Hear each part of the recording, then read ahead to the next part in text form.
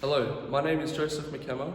I will be 22 years of age on the 30th of April, and I'm currently studying a Bachelor of Mechanical Engineering at the University of Wollongong, Australia.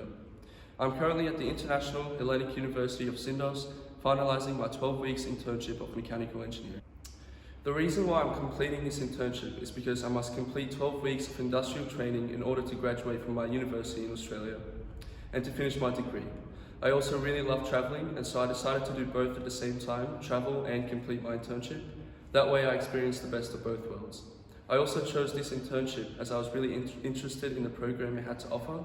The mechanics of drones, both UAVs and ROVs, were the focus of this internship. During the first couple of weeks, I had to familiarise myself with the mechanics and anatomy of drones, in order to better understand the way they function and their mechanical features.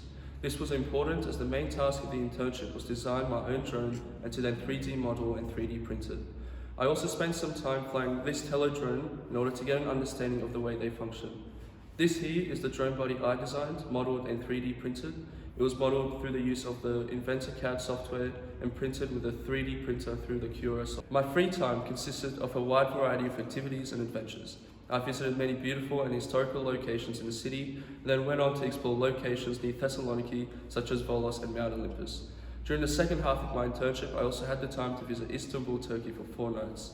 My accommodation was also very comfortable and safe, and all my needs were tended to during the entirety of my internship. I didn't exactly face many issues, however, when I struggled with the tasks assigned to me, my supervisors would always tend to my needs and provide me with feedback and positive criticism.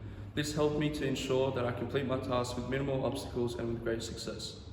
I would also like to thank Fiona and Vasilis for being incredible mentors throughout this internship, and also thanks to the professors for their help whenever I needed it. Also a big thank you to SOCO Abroad for providing me with this internship opportunity.